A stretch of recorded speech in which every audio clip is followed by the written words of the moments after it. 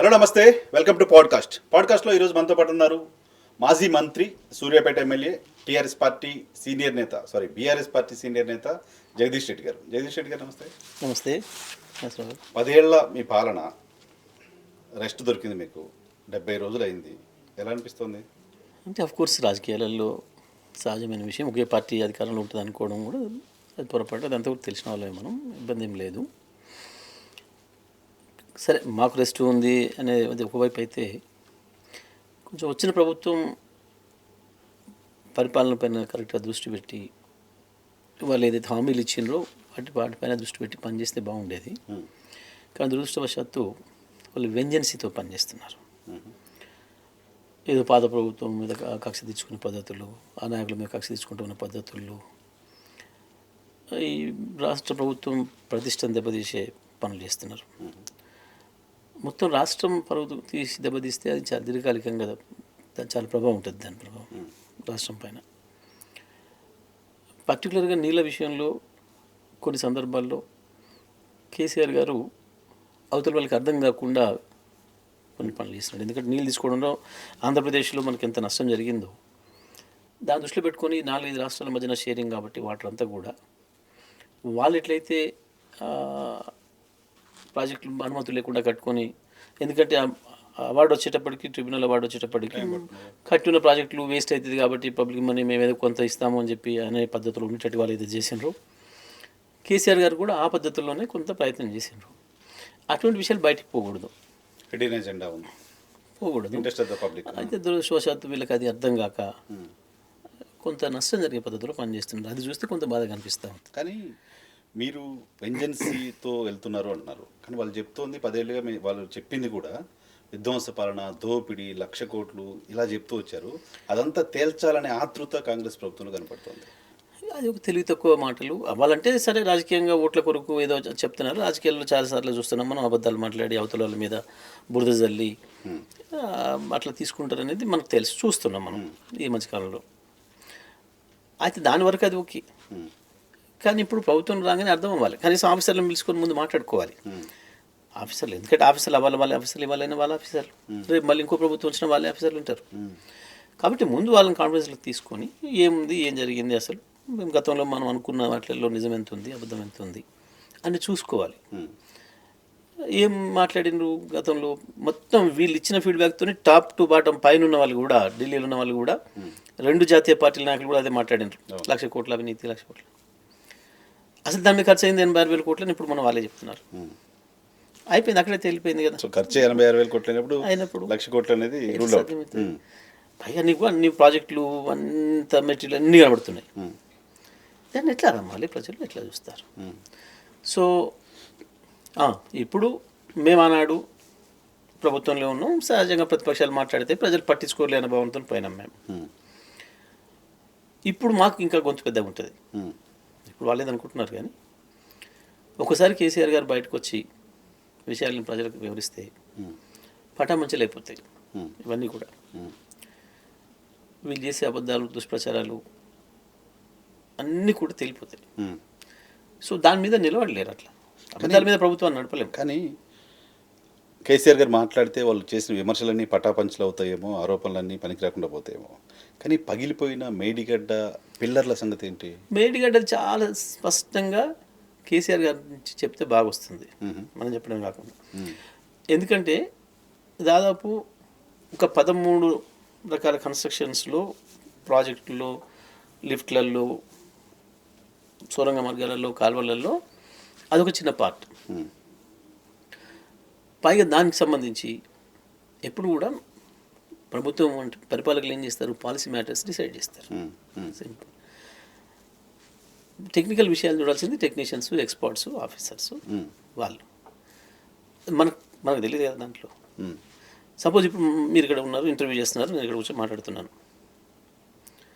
ఇవన్నీ మనం చూడలేం కదా, మనతో కాదు కదా. ఇదేంటిది ఇందులో ఏం క్వాలిటీ పెడతారు, ఏం పెడతారు, ఏంది అనేది మనం కాదు. సో అట్లా ఒకవేళ అక్కడ జరుగుంటే దాని మీద యాక్షన్ తీసుకోవాలి. ఒకవేళ మానవ తప్పిదమే ఉంటే దాని బాధ్యతలో వాళ్ళ మీద చర్యలు తీసుకుంటాం. లేదు అదర్వైజ్ భూమి కింద భూమి పొరల్లో ఏమైనా తేడాలు ఉండటం, వీళ్ళు ఎక్స్పర్ట్ చేసిన దానికంటే ఇంకా లోపలికి ఎక్కడమైనా లూస్ ఆయిల్ ఉండడము, దీని బరువు ఎక్కువ అవడము లాంటిది. అయితే ఇక్కడ ఒకటి ఏంటంటే మనం గమనించాల్సింది, కొట్టుకోపోలే ప్రాజెక్ట్ ఒక పిల్లర్ కుంగింది. ఇట్లాంటి చాలా సందర్భాల్లో జరిగిన భారీ ప్రాజెక్టులు కట్టినప్పుడు, ఎందుకంటే సీజన్స్ మారుతాయి కదా, 1 సంవత్సరం 2 సంవత్సరాలు 3 సంవత్సరాలు పడుతుంది కదా సమయం. అట్లా కొన్ని సందర్భాల్లో కొట్టుకుపోయినాయి కూడా ఉన్నాయి ప్రాజెక్టులు. దేశమంతటి ఉంది, ప్రపంచం అంతటి కూడా ఉంది. ఇట్లాంటి జరిగినప్పుడు అనుభవాలు ఉన్నాయి. తీసుకొస్తే మా ఎక్స్పర్ట్స్, ఇంటర్నేషనల్ ఎక్స్పర్ట్స్ కూడా తీసుకొచ్చి చూపించి, ఈ ప్రభుత్వంగా చేయాల్సిన బాధ్యత ఏంది, వెంటనే నువ్వు దాన్ని మళ్ళీ దాన్ని రెస్టోర్ చేసేసి నీళ్లు 1,00,000 ఎకరాలకు నీళ్ళు అందించాల్సిన ప్రాజెక్ట్ కాబట్టి దానిపైన దృష్టి పెట్టాలి. ఇప్పటికి కూడా వాళ్ళు దానిపైన లేదు దృష్టి. ఎంతసేపు ఏదో విమర్శ చేద్దాం, పొద్దు గడుపుకుందాం, ఇంకేమన్నా దొరికితే కేసు పెడదాం, ఏం తెలివి తక్కువ. ఇక్కడ ఇంకొక ఇష్యూ ఏంటంటే, ఈ ప్రాజెక్టుకు సంబంధించిన మొత్తం నిర్మాణంలో లోపాలు ఉన్నాయని కేంద్ర ప్రభుత్వానికి సంబంధించిన ప్రాజెక్టుల నిర్వహణ సంస్థ చెప్పింది. అన్నారం కూడా కృంగిపోతుంది అని చెప్పింది. నిన్న మొన్న ఉత్తమ్ కుమార్ రెడ్డి గారు అసెంబ్లీలో రాత్రి నుంచి మొదలైపోయింది, అది కూడా లీక్ స్టార్ట్ అయింది అని చెప్తున్నారు. మళ్ళీ నిన్న చూసిన కమిటీ ఏం చెప్పింది, ఇది చాలా సాధారణమైంది, ఇది చిన్నది, ఇది ఇష్యూ కాదు, దీంతో ఏమి ఇబ్బంది లేదు, మెయింటెనెన్స్కి సంబంధించిన ఇష్యూ తప్ప ఇంకోటి కాదు ఇదన్నమాట నేను చెప్తున్నారు వాళ్ళు. నేనేమంటానంటే ఏదైనా కానీ కేంద్ర ప్రభుత్వం చాలా ఆగమేఘాల మీద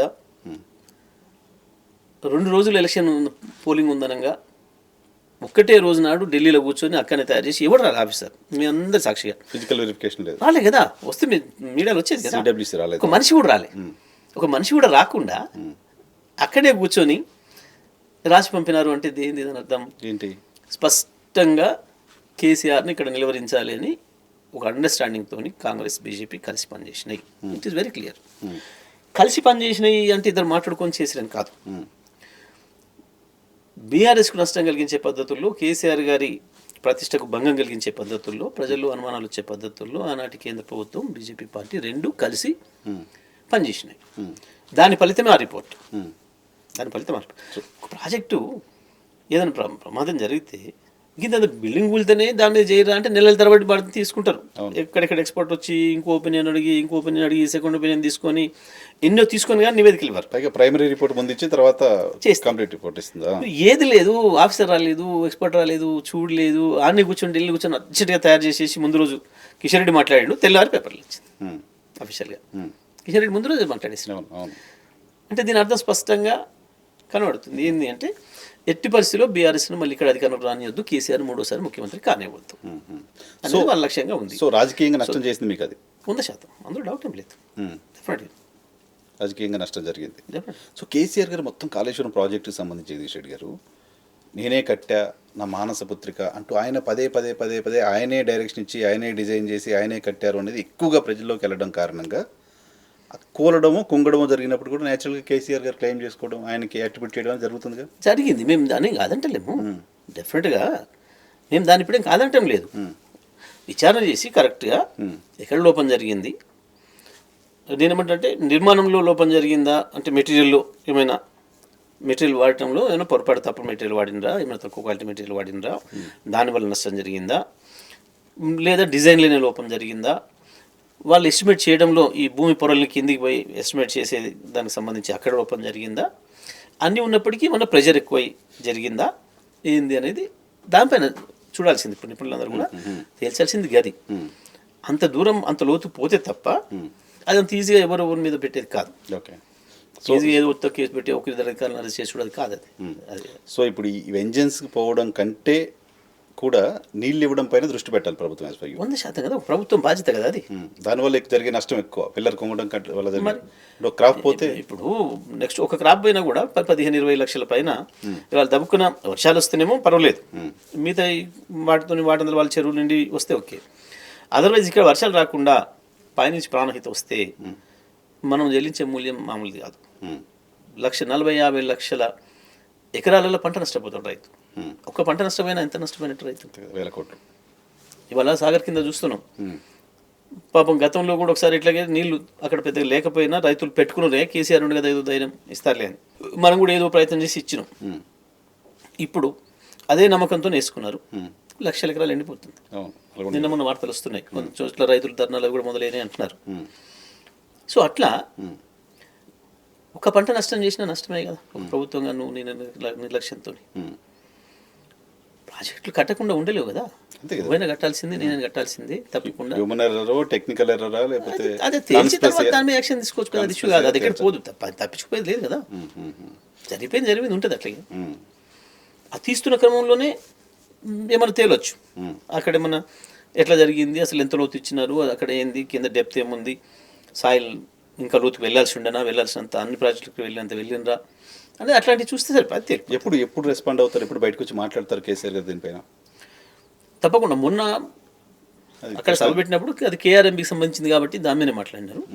తప్పకుండా తొందరలోనే వస్తారు, విషయాలను కూడా చెప్తారు, అందులో సందేహం ఏం లేదు. సో కేఆర్ఎంబికి సంబంధించి మీరు వాయిస్ రైజ్ చేస్తున్నారు. బీఆర్ఎస్ పార్టీ ఓడిపోయిన తర్వాత మొదటి ఆందోళన కార్యక్రమం మీ నాయకత్వంలో అక్కడ చేశారు.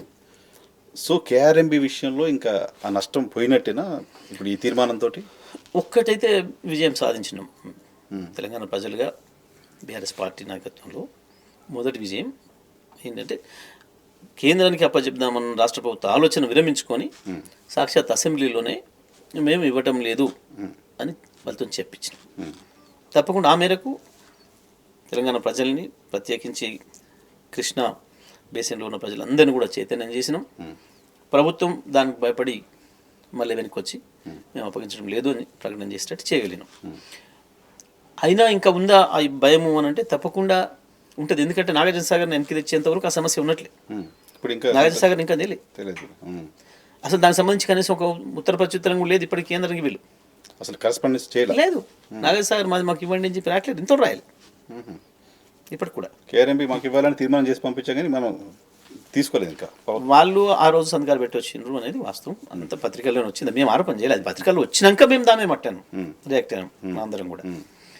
ఆ తర్వాతనే వాళ్ళు అదే బుకాయింపు చేస్తూ మీరే ఇచ్చిర్రు అని చెప్పడం మొదలుపెట్టారు. మీరు చూడండి స్పష్టంగా, ఇవ్వకపోతే ఇవ్వలేదు అనేది ఉండాలి, ఇస్తే ఇగో ఈ పలానాడు మీరు ఇచ్చేసిర్రు మేము వచ్చేటప్పటికైనా చూపించాలి. అది లేకుండా ఉత్తన నోటి మాటలతో మీరే ఇచ్చిర్రు అన్నారు. మేము కాగితాలు, డేట్లతో సహా, మినిట్స్తో సహా అన్ని బయటపెట్టిన తర్వాత ఇలా వెళ్ళి కాబడ్డారు. ఎప్పుడైతే కేసీఆర్ ప్రజల్లో పోయిండో చర్చ మొదలైంది తీవ్రంగా, దాంతో మళ్ళీ భయపడి వెనక్కి వచ్చిర్రు. కానీ అయితే ఇప్పటికి కూడా ఈ రోజు వరకు కూడా సాగర్ను మాకు వెనక్కి ఇవ్వండి అని చెప్పి వీళ్ళు ఇప్పుడు ఉత్తరం రాసింది కానీ, డిమాండ్ చేసింది కానీ ప్రధానమంత్రికో, కేంద్ర ఇరిగేషన్ శాఖ మంత్రికో లేదా కేఆర్ఎంబికో ఉత్తరం పెట్టిన సందర్భం ఇప్పటికి కూడా లేదు. సో సాగర్ ఆయకట్టు రైతాంగం ఇంకా ప్రమాదంలోనే ఉంది. డెఫినెట్గా. సో కానీ మీరు కాంగ్రెస్ సర్కార్ వచ్చిన తర్వాత కూడా కొంతమంది ఆఫీసర్లను మేనేజ్ చేసి ఈఎన్సీ గారు వెళ్ళి అక్కడ కేఆర్ఎంబి మీటింగ్లో ఏదో చెప్పారు అంటే అది చెప్పడం వెనక బీఆర్ఎస్ పార్టీ ఉంది అనేది బట్టి విక్రమార్క గారు, ఉప ముఖ్యమంత్రి గారు అసెంబ్లీలో చెప్పిన మాట. అంటే కొంచెమన్నా తెలివి ఉండాలి, అదే అంటున్నా. ఇక్కడ వీళ్ళు ఏమైందంటే గతంలో వీళ్ళు ఒకసారి కూడా ప్రభుత్వం నడపక, ప్రభుత్వంలో లేక ఉండే ఆ ఇమ్మెచ్యూరిటీని బయట పెట్టుకుంటున్నారు. వాస్తవానికి కేఆర్ఎంబి సమావేశం ఉందన్నప్పుడు ముఖ్యమంత్రి గారు, ఇరిగేషన్ మంత్రి గారు పిలిచి గతంలో ఏం జరిగింది, గత మీటింగ్స్లో ఏం చెప్పారు, గత ప్రభుత్వం ఏం స్టాండ్ తీసుకుంది మన హక్కుని కాపాడడం కొరకు అనేది తెలుసుకొని ఆ స్టాండ్ మీదనే ఉంటారా, ఇంకేమైనా మారుతుందా, డైరెక్షన్ ఇచ్చి పంపాలి. మరి ఏం కారణం చేతనో ఆ రివ్యూ మీటింగ్ జరిగినట్టు ఇక్కడ మనం చూడలేదు. సీఎం చేయలేదు, ఇరిగేషన్ మినిస్టర్ చేయలేదు. వాళ్ళు పోయినరు, మరి పై ఆఫీసర్లు వచ్చిండ్రు మీరు దేని పోయినరు, ఎందుకు పెట్టొచ్చిండ్రో తెలియదు. సెక్రటరీ చెప్పిండా మరి దేని పెట్టి ఇద్దరు పోయినరు, దాన్ని వాళ్ళు బాధ్యులు. తెల్లవారి మీరు ఎట్లా మాట్లాడినరు, లేదు టీఆర్ఎస్ ప్రభుత్వం ఇచ్చింది అని చెప్పి మాట్లాడినారు కదా. ఇప్పుడు ఇన్ని రోజులు మీరు డిఫెండ్ చేసుకునే ప్రయత్నం చేసినారు, అవి అయిపోయింది. మరి తెల్లారు ఒకవేళ నిజంగా అదే కనుక అయ్యి ఉంటే అదే రోజు రాత్రి ఆఫీసర్ని తీసి పడేసేయాలి. ప్రభుత్వం డైరెక్షన్ లేకుండా ఎట్లా పెట్టొచ్చు నువ్వు అని చెప్పి యాక్షన్ తీసుకోవాలి. 15 రోజులు బుకాయింపు చేసిండ్రు, మీరే చేసిండ్రు అబద్ధాలు చెప్పి మనం ఎవడైపోయినరు, తేలిపోయింది కాదు అనేది.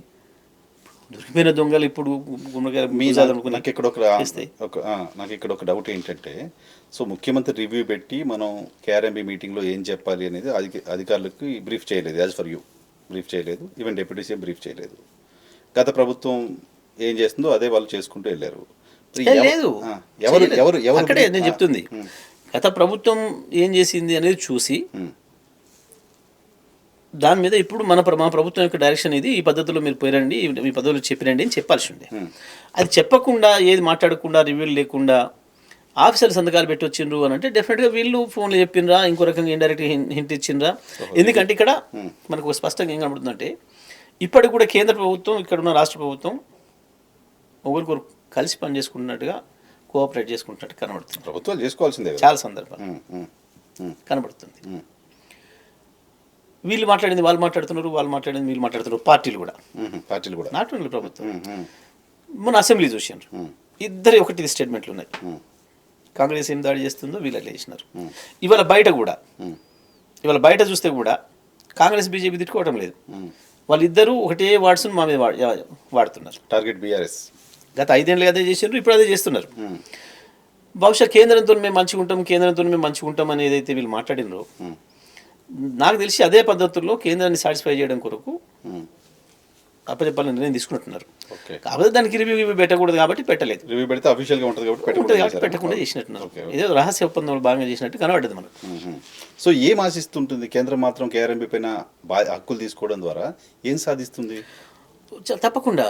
ఎందుకు అని అంటే వాళ్ళ రాజకీయ అవసరాలు వాడతారు. మనకు తెలుసు బీజేపీ కానీ కేంద్ర ప్రభుత్వం కానీ వాళ్ళ రాజకీయ అవసరాల కొరకు అన్ని సంస్థలని అడ్డగోలుగా వాడుతున్నారు. మొత్తం ప్రతి రాజ్యాంగబద్ధ సంస్థను అడ్డగోలుగా వాళ్ళ పార్టీకి సంబంధించిన ఒక శాఖలాగా వాడుతున్నారు, అనుబంధ సంఘాలాగా వాడుతున్నారు. ఇటువంటి ఇష్యూ తప్పకుండా వాళ్ళకి మంచి వరం అవుతుంది. ఎందుకంటే 2 రాష్ట్రాల్లో వాళ్ళ పార్టీ లేదు. జుట్టు వాళ్ళ చేతికి ఇస్తే నీ జుట్టు పట్టుకొని నేను ఆగిపిస్తాడు. వాటర్ ప్రైమరీ నీడ్ కాబట్టి ఇద్దరు రావాల్సిందే, వస్తారు. ఇప్పుడు అక్కడ ఆంధ్రప్రదేశ్లో ఏం జరుగుతుంది? బద్ధ శత్రువులైన 2 పార్టీలను కూడా వాళ్ళ చేతులు పెట్టుకున్నారు. వాళ్ళకి కేసుల భయమో అవసరాలు ఏదో వాళ్ళని ఇక్కడ లొంగదీస్తున్నాయి. అంతే కదా. సో ఎటువంటి అప్లికేషన్ కేసీఆర్ లేదు కాబట్టి మాకేం లేదు. మేము ఉన్నదే తెలంగాణ కొరకు కొట్లాడడానికి. బస్ మేము యథేచ్ఛగా పనిచేస్తాం, ఎంత దూరమైనా కొట్లాడతాం. అది ఏ ప్రభుత్వం ఉండని పైన. రైట్. వాటర్ విషయం పక్కన పెడితే విద్యుత్ విషయం, నాకు తెలిసి తెలంగాణ రాష్ట్రం వచ్చిన తర్వాత సుదీర్ఘకాలం విద్యుత్ శాఖ మంత్రిగా పనిచేసిన అదృష్టం, అటువంటి అవకాశం మీకు దొరికింది. మళ్ళీ 10 ఏళ్ళు ఎవరైనా విద్యుత్ శాఖ మంత్రి కంటిన్యూస్ ఉండాలనేది అంత ఈజీ టాస్క్ కాకపోవచ్చు ఎవరికి. సో విద్యుత్ విషయంలో కూడా గత ప్రభుత్వం భారీగా అప్పులు చేసింది, విద్యుత్ సంస్థలని నష్టాల్లో ముంచేసింది, రాష్ట్ర ప్రజల ఎత్తున అప్పులు పెట్టింది అంటూ ఈ ప్రభుత్వం చెప్తుంది. శ్వేతపత్రం రిలీజ్ చేసింది. ఎంత తెలివి తక్కువ పని చేసినారో ఇప్పుడు అర్థమవుతుంది వాళ్ళకి. ఎందుకంటే అసలు ఈ దేశంలో అప్పులేని రాష్ట్రం ఉందా? అసలు భారతదేశానికి ఉన్న అప్పు ఎంత? భారతదేశం కాదు, ప్రపంచంలో అగ్రరాజ్యం అనుకున్న అమెరికాకి హైయెస్ట్ అప్పులు ఉన్నాయి, జపాన్కు ఉన్నాయి, ఈ దేశ ప్రత్యానికి ఉన్నాయి. అప్పును గతంలో తప్పుగా చూసేది, కానీ ఇప్పుడు అప్పును పరపతి కింద చూస్తున్నారు. సింపుల్. అన్ని విషయాలు నేను అసెంబ్లీలో కూడా స్పష్టంగా చెప్పిన. వాళ్ళ అమాయకత్వం అంతా బయట పెట్టుకున్నారు పాపం. ఒక మంత్రి ఒకటి మాట్లాడితే ఇంకొక మంత్రి ఇంకోటి మాట్లాడి వాళ్ళకి యావరేజ్ అంటే ఏందో కూడా తెలియని అంత అమాయకంగా ఉన్నారు. అంటే మీకు అలా కలిసి వచ్చింది. మీరేమో 10 ఏళ్ళు పట్టుంది సాగిపోయినా వాళ్ళు కొత్తగా వచ్చారు, అంత తెలుసుకునేలోపు మీరు అటాక్ చేశారు. శ్వేతపత్రం కాస్త టైం తీసుకొని పెట్టుండాలి, తెలుసుకొని మాట్లాడాలి. కొంచెం టైం తీసుకుంటే ఆ పత్రం అట్లా పెట్టారు. ఓకే, పత్రం అక్కడే రాదు మొదలు. వాళ్ళ ఆతృతలో పోయినరు పాపం. ఆఫీసర్లు కూడా కొత్త భయంగా ఉన్నారు. అప్పటికి వీళ్ళు కేసులు పెడతాం, జైలు వేస్తాం, అది ఇది అంటున్నారు కాబట్టి ఆఫీసర్లు కూడా పాపం భయపడి ఉన్నారు. ఫేర్గా వాళ్ళు చెప్పే పరిస్థితిలో లేరు.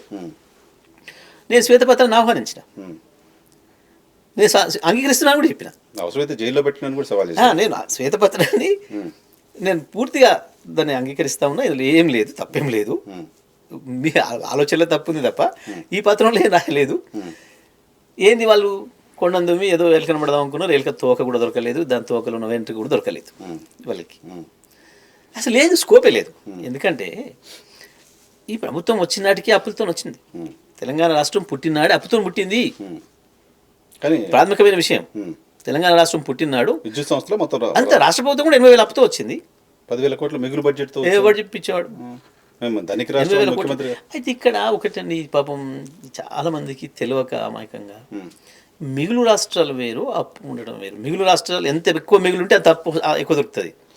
ఓకే, మిగులు రాష్ట్రం అనేది దాని నిర్వచనం ఏంది తెలియదు వీళ్ళకు, అప్పుల నిర్వచనం తెలియదు. అది వచ్చిన చిక్కు పాపం. ఇప్పటికి కూడా మిగులు రాష్ట్రమే తెలంగాణ. అసలు మిగులు రాష్ట్రంగా లేకపోతే అప్పు దొరకడే కష్టం. ఓకే, ఎంతో కొంత మిగులు ఉంటేనే అప్పులు అప్పు వస్తుంది. సింపుల్. మీకు వ్యాపారంలో 10 కోట్లు లాభం ఉందని చూపిస్తేనే ఇంకో 20 కోట్లు అప్పిస్తాడు. అది లాసులోనే ఉంది అంటే కష్టం అంతే కదా వాడు. సో అట్లా వీళ్ళకు అది తెలియక, అది లేక, ఆ పరిజ్ఞానం లేక తొందరపడతనంతో ఏందో ఉంది అని ఎవరు అంతకుముందు ఎవడో ఈ కొంతమంది సెల్ఫ్ స్టడీ మీద ఉంటారు, వాడు ఊహించుకుంటాడు. ఈ ఈ పొలిటికల్ లీడర్లకు వాళ్ళకు ఉప్ప మేధావులని వీళ్ళకు ఒక భావన ఉంటుంది. వీళ్ళకి తెలియని విషయం వాడు చెప్పిండు కాబట్టి, వాడు చెప్పే విషయం వాడు కూడా తెలియని సంగతి తెలియదు. అప్పటికి వాడు పెద్ద ఫోర్స్ ఇచ్చిండు కాబట్టి దాన్ని నమ్మేసి గుడ్డిగా పోయినారు అందులోకి. ఏముంది, నేను స్పష్టంగా చెప్పిన, మాకు రాష్ట్రం వచ్చే నాటికి 24,000 కోట్ల అప్పు డిపార్ట్మెంట్లలో, ఇగో మీ ఆస్తి గిది.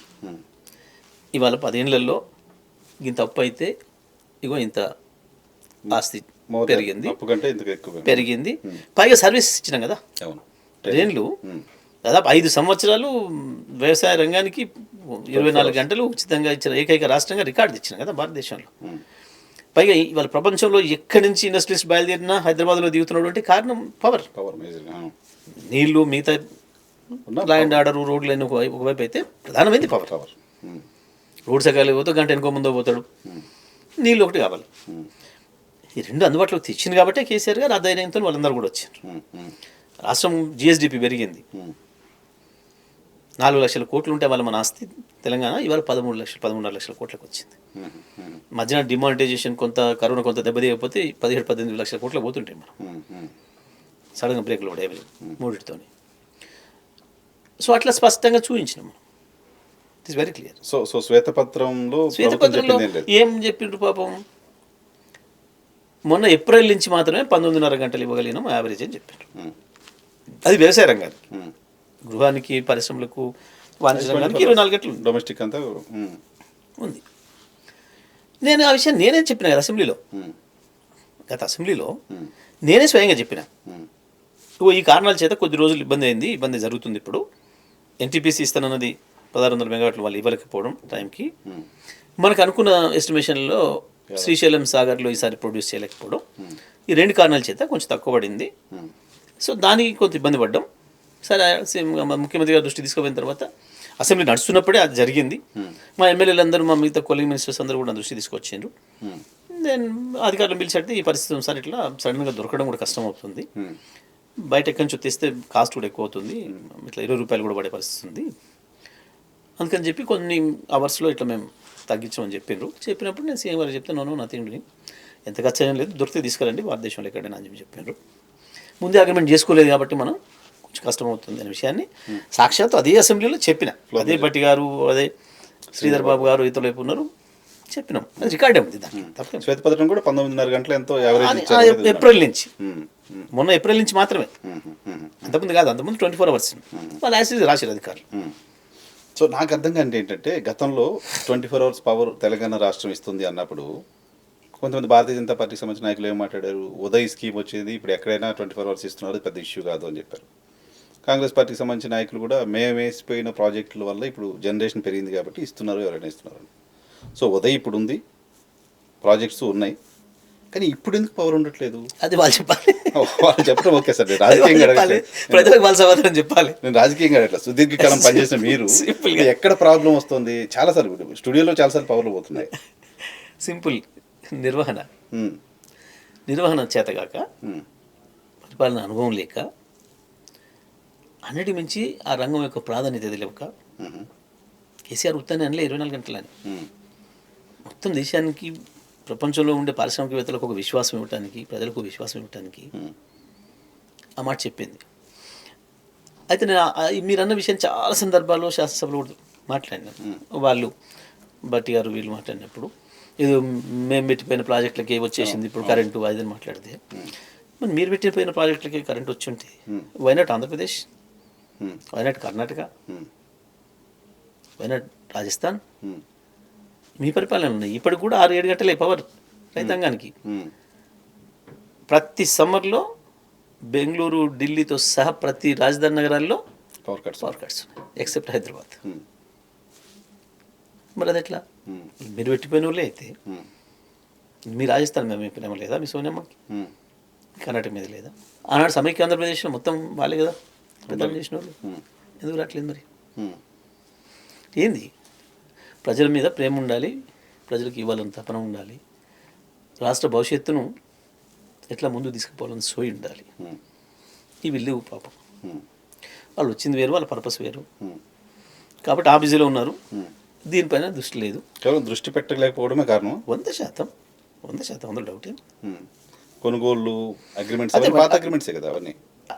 అదంతా చేసుకుని రోజువారీ కొనాలి, రోజువారీ కొనాలి. కొంతనేమో శాశ్వతమైన ఉంటాయి, లాంగ్ టర్మ్ ఒప్పందాలు ఉంటాయి, షార్ట్ టర్మ్ ఒప్పందాలు ఉంటాయి. కొంతనేమో రోజు కొనుక్కోవాలి.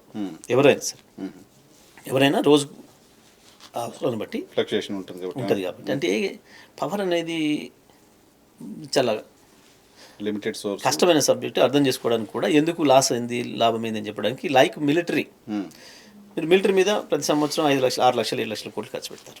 మీరు మరి ఎప్పుడు పని చేస్తారు? వాళ్ళు యుద్ధం వచ్చినప్పుడే కదా. మరి యుద్ధం రావట్లేదు, పైసలు దండగా అంటే ఎట్లా? రెడీగా ఉండాలి, ఇంకా 24 hours రెడీగా ఉండాలి. అదే మరి పవర్ కూడా 24 hours రెడీ పెట్టాలి మీరు. Okay okay. ఇప్పుడు మీరు ఈ స్టూడియో వాడుతున్నారు, ఇప్పుడు ఇంటర్వ్యూ చేస్తున్నారు కాబట్టి ఈ గంట కొరకు వాడతారు. ఇప్పుడు ఇన్ని లైట్లు ఇస్తున్నారు, 20 వాట్స్, 30 వాట్స్, 50 వాట్స్ కావాలి దీనికి. మీరు గంట సేపట్లో కట్టేస్తారు. మరి తర్వాత ఇది 5-6 గంటలు కూడా క్లోజ్ ఉండొచ్చు. కానీ దీని కొరకు కూడా పవర్ రెడీ పెట్టాలి కదా, రెడీగా ఉండాలి. పెట్టాలి కదా. మీకు 24 hours మీకు ఎంతైతే రిక్వైర్మెంట్ ఉందో టోటల్ రిక్వైర్మెంట్ పవర్ను మీకు అందుబాటులో పెట్టాలి. Okay okay. టోటల్ యూటిలిటీకి సంబంధించినంత రెడీగా ఉండాలి, మొత్తం కొని ఉంచాలి. ఓకే. మీరు ఏంది వాడిన దానికే బిల్ కడతారు. ఓకే. వాడినా వాడకపోయినా మనం పైసలు అక్కడ కట్టాలి కంపెనీలు. Okay okay okay. కొంత తేడా ఉంటుంది వాడకపోతే దీనికి ఏంది అనేది. చాలా డైనమిక్ ఉంటుంది. స్ప్లిట్ సెకండ్ చాలండి మొత్తం గ్రిడ్ కొలాప్స్ కావడానికి. మిలిటరీ వాడు అప్రమత్తంగా లేకపోతే ఒకటి చచ్చిపోతాడం, కానీ ఇక్కడ సిస్టమే కొలాప్స్ అయిపోతుంది మొత్తం. అంత డైనమిక్గా 24 hours అంత జాగ్రత్తగా కంటి రెప్పవలసకుండా చూస్తూ కూర్చోవాల్సిన అవసరం ఉంటుంది. సో అట్లా కొంత మనం వాడకపోయినా పేమెంట్ చేయాల్సిన పరిస్థితి వస్తుంది కొన్ని సందర్భాల్లో. ఓకే. అందుకని దానికి ఏం చేస్తామంటే ఏ టైంకి ఎక్కువ వాడకం ఉంటుంది ఆ టైంకి ఎక్కువ కొంటాం. ఏది టెంపరీ రోజువారీ టైమింగ్ ఒక ఐడియా ఉంటుంది కాబట్టి పీక్ అవర్స్ అంటాం. ఇప్పుడు సాయంత్రం ఇప్పుడు 5-6 గంటల నుంచి రాత్రి 10 వరకు, మార్నింగ్ 5 నుంచి 9 వరకు పీక్ అవర్స్. ఆ టైంలో ధర కూడా ఎక్కువ ఉంటుంది. అది కొంచెం ముందు జాగ్రత్తగా అడ్వాన్స్నే మనం బుక్ చేసుకొని ఉంటే కొంచెం మనకు తక్కువ దొరికే అవకాశం ఉంటుంది. ఓకే. అట్లా మనం జాగ్రత్తగా చేసి అంటే మాకు సిఎండీలు డిపార్ట్మెంట్ నుంచి రావడం వల్ల వచ్చిన లక్ అది. ప్రభాకర్ రావు గారు కావచ్చు, రఘుమాడి గారు కావచ్చు, వీళ్ళంతా కూడా పర్టికులర్ ప్రభాకర్ రావు గారు ఆయన దాంట్లో ఎక్స్పర్ట్. పైగా ఆయన రూపాయి ఎట్లా సేవ్ చేయాలి అనే విషయంలో చాలా అంటే చాలా జాగ్రత్త ఉంటారు. సో వాళ్ళ మెయింటెనెన్స్ కాబట్టి చేయగలిగినాం ఇది. అదే ఐఎస్ ఆఫీసర్తో చేయలేం, కష్టం. ప్రభాకర్ రావే మొత్తం కల్ప్రిట్, ఆయనే వేల కోట్లు దోచేశారు. అంత మించిన దుర్మార్గం ఇంకోటి ఉండదు. ఇమీడియట్గా ఆయన ముందు ప్రవేశపెట్టిండి రేవంత్ రెడ్డి గారు అన్నారు అనేది వాళ్ళ తరలించారు, పిలవలేదు, మాట్లాడలేదు. వారు ఇచ్చిన స్టేట్మెంట్ కూడా చిన్న నాకు ఎవరు పిలవలేదు, పిలిస్తే వస్తాను సేమ్ గారి దగ్గరికి అని. లేదు మళ్ళీ కూడా పిలవలేదు, అంతే. అంటే అర్థమైపోయింది వాళ్ళు మాట్లాడింది అంతా తప్పు. ఆయన మీద మాట్లాడమే, అసలు ఆయన మీద మాట్లాడడం అనేది ఉన్నారు న్యాయంగా చెప్పాలండి. పాప అంత గొప్పగా విద్యుత్తును తీసుకొచ్చి తెలంగాణ డెఫినెట్గా పవర్ ఆయన ఎక్స్పీరియన్స్ అంతా ఉపయోగపడింది కదా. బడ్జెట్ అదే ఐఏఎస్ ఆఫీసర్లు ఇవాళ జరుగుతుంది, ఇవాళ ఎందుకు జరుగుతుంది, మరి ఇవాళ ఎందుకు జరుగుతుంది? కరెంట్ పోతుందనే గునుగుడు అయితే ఉంది తెలంగాణ రాష్ట్రం. మీ స్టూడియోలో పోవట్లేదా? అదే ఎందుకంటే పోతుంది, చూస్తున్నాం. అది గతంలో పోయిందా ఎప్పుడైనా? మీరు పెట్టిన రోజులు ఏందో తెలియదు కానీ మరి మీరు పెట్టిన దగ్గర నుంచి అయితే మా గవర్నమెంట్ ఉన్న రోజులు పోలే కదా, తెలుస్తుంది. రీజన్ ఏంటో తెలియట్లేదు, బట్ కరెంట్ పోతుంది. అగ్రి, కరెంట్ పోతుందనే విషయం చాలా మంది మాట్లాడుకున్నారు. నాకు అది డౌట్ ఏంటంటే అప్పుడు ఎందుకు పోలేదు, ఇప్పుడు ఎందుకు పోతుంది? కేవలం నిర్వహణ, ఇంకేమన్నా రీజన్ ఉందా? నిర్వహణ కాకపోతే ఈ జిల్లా ఇన్ఛార్జ్ మినిస్టర్ ఉన్నాడు, హైదరాబాద్ జిల్లా. 10 ఏళ్లలో నేను ఎప్పుడన్నా మీకు పవర్ కట్స్ అవుతాయి, పలానా టైంకు రిపేర్లు అవుతాయి అని చెప్పినా, అది చిన్న లైన్మెన్ లేదా ఏఈ హయ్యెస్ట్ డిఈ వాళ్ళ లెవెల్లో వాళ్ళు ఇచ్చుకోవాలి స్టేట్మెంట్లు. వాళ్ళు మెసేజ్లు కూడా పంపుతారు. వాళ్ళ ఏ ఏరియాలో అయితే ఆ రోజు 1 గంట కొరకు 2 గంటల కొరకు ఏదన్నా లైన్ మార్చే పను, బ్రేక్ డౌన్ ఏదైనా అవసరం ఉంది అనుకుంటే, చెట్లు కుట్టేది ఏది ఉందనుకుంటే, మెయింటెనెన్స్ కొరకు అనుకుంటే ముందు రోజే సెల్లలో సమాచారం ఇస్తారు, ఆ లోకల్ పేపర్లో చెప్తారు. అక్కడి వరకు అయిపోతుంది. కానీ మంత్రి ఏకంగా జంట నగరాల్లో కరెంటు అవకాశం ఉంది 2 గంటల రోజు, ప్రతిరోజు ఉంటుంది ఎక్కడైనా మెయింటెనెన్స్ 3 నెలలకు 6 నెలలకు ఒకసారి చేస్తారు. అది కూడా మనం జోన్ పేపర్లో ఎక్కడో అక్కడ లోకల్గా ఏఈడి అలా ఇన్స్పెక్టర్ వాళ్ళు చేసుకుంటారు. దాన్ని బట్టి మనకు అర్థమవుతుంది వీళ్ళు ఏంది, వీళ్ళ పరిజ్ఞానం ఏంది, వీళ్ళ పరిపాలన అనుభవం ఏందని మనకు కనబడుతుంది. సో అది బాగా అన్ని రంగాల్లో, అది నాట్ ఓన్లీ పవర్ అంటే అందరం డైరెక్ట్ గా డైలీ ఎక్స్పీరియన్స్ చేస్తాం కాబట్టి తెలుస్తుంది. అన్ని సెక్టర్లో లోపం కనబడుతుంది, మాకు బాగా కనబడుతుంది, ఇంకా మాకు బాగా అర్థమవుతుంది, దాన్ని చూసి వచ్చిన వాళ్ళం కాబట్టి మాకు ఈజీ తెలుస్తుంది వీళ్ళు ఎక్కడ మిస్టేక్ చేస్తున్నారు, మీరు ఎక్కడ పొరపాటు చేస్తున్నారు. అది కొన్నిసార్లు ఏంటంటే బాధ అనిపిస్తుంది, అది పోతుంది కదా రాష్ట్రం పేరు చెడిపోతే నష్టం కదా రేపు. సరే డొమెస్టిక్ గా ఇబ్బందులు మళ్ళీ రికవరీ చేయడం, not only power, all sectors, total development, integrated development అంతా కూడా దెబ్బతింటుంది కదా. రెప్యుటేషన్ పోతే రేపు కష్టం అవుతుంది కదా. ఎక్కడెక్కడి నుంచో రిటైర్డ్ ఆఫీసర్లు ముంబై లైక్ ఎక్కడెక్కడ వాళ్ళు కూడా వచ్చి ఇక్కడ సెటిల్ అవుతున్నారు. అవును, హైదరాబాద్ లివబుల్ సిటీగా ఉంది వచ్చి చాలామంది. పాపం ఇప్పుడు వాళ్ళు మళ్ళీ అంతా కూడా బెంబెలెత్తున్నారు కదా. అది బ్రాండ్ ఇమేజ్ పోగొట్టుకుంటే వచ్చే నష్టం. బ్రాండ్ ఇమేజ్ పోగొట్టునని ముఖ్యమంత్రి గారు చెప్తున్నారు. సరే పొలిటికల్ మాట్లాడదాం. పొలిటికల్ ఇష్యూస్ ఉన్నాయి కొన్ని. బీఆర్ఎస్ బీజేపీ పొత్తు పెట్టుకుంటుందని చాలా పెద్ద ఎత్తున ప్రచారం జరుగుతుంది. ఇది ఆ ఇద్దరు కుట్ర, ఇద్దరు బీజేపీ అండ్ కాంగ్రెస్ ఇద్దరు కలిసి చేస్తున్న కుట్ర. ఏం ఆశించి? పొలిటికల్గా లాభం కావాలి. ఎట్లా లాభం ఉంటుంది వాళ్ళకి? తప్పకుండా మా నుంచి మైనార్టీలను దూరం చేయాలి, లేదా మేము బలహీనమైనమని చెప్పేసి ఒక మెసేజ్ బయటికి పంపాలి. ఆ తర్వాత కాలేదు అని అంటే ఏదో జరిగింది అని చెప్పేసి ఆ రకంగా మళ్ళీ ఒక మెసేజ్ ఇవ్వాలి, నారాజు చేయాలి. ఈ ఈ పొలిటికల్ ఉద్దేశాలు. ఇటు కాంగ్రెస్కి ఏమో మైనార్టీస్ని దూరం చేయాలి మా నుంచి అని, బీజేపీ కూడా అదే తప్పకుండా.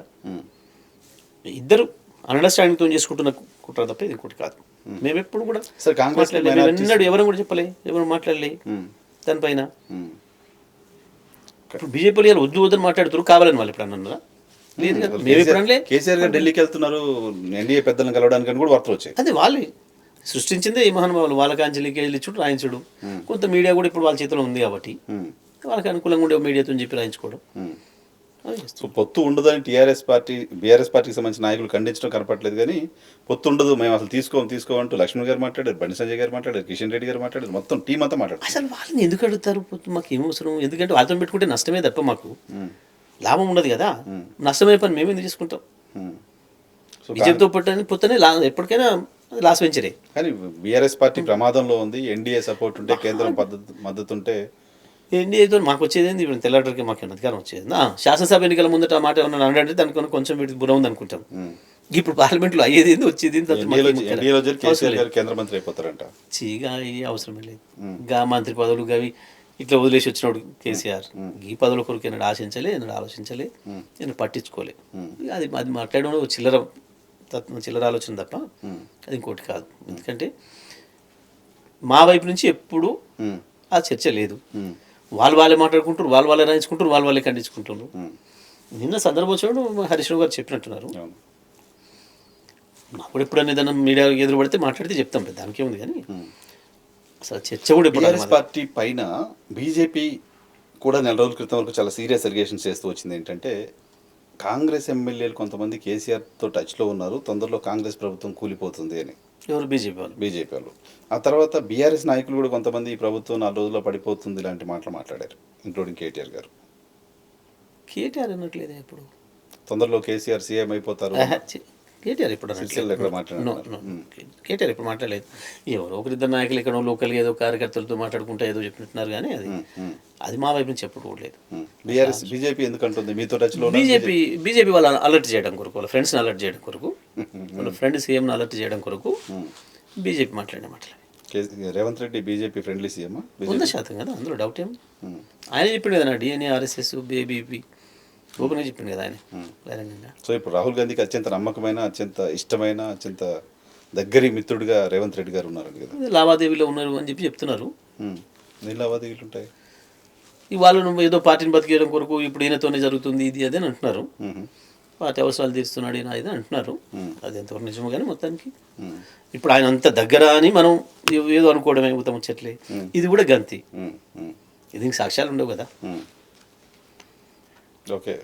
అటువంటి పొలిటికల్ పాసింగ్ స్టేట్మెంట్స్ ఎవరో ఇస్తే వాటిని ఇప్పుడు ఈ భారతదేశంలో ఉన్నాయే 2 రాష్ట్రాలు. ఇప్పుడు అటు కర్ణాటక వచ్చింది, ఇక్కడ ఇది వచ్చింది.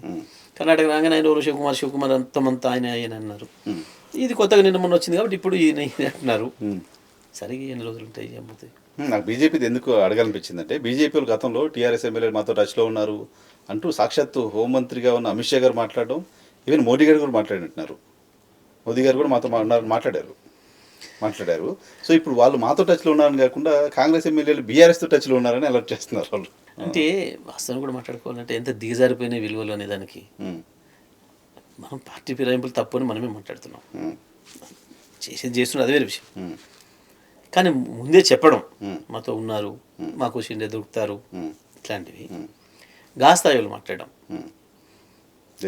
ఎంత నైతిక విలువలని తుంగలో దూకి పరిపాలిస్తుంది బీజేపీ దేశాన్ని అనేదానికి అది ఉదాహరణ. గా స్థాయిలో మాట్లాడడం ఎవడో కిందోడు చిన్నోడు తెలుగు పాటు ఏదో మీడియా సంచలనం కొరకు కూడా మాట్లాడితే వేరు. గా స్థాయిలో కూడా మాట్లాడడం అంటే వాళ్ళు ఈ దేశంలో ఏ విలువలు పెంపొందిద్దాం అనుకుంటున్నారో, ఏ విలువల్ని నిలబెడదాం అనుకుంటున్నారో కనబడుతుంది. సో బీఆర్ఎస్ పార్టీకి భవిష్యత్తు ఉందా జగదీష్ రెడ్డి గారు తెలంగాణలో? 100% బీఆర్ఎస్ఏ శ్రీరామక్ష తెలంగాణకి, అందులో సందేహం లేదు. ఎందుకంటే మీరు నిన్ననే చూసినారు కేఆర్ఎంబి పైన వారు అధికారులు పెట్టి వచ్చిండ్రు, పత్రికల్లో వార్తలు వచ్చినాయి.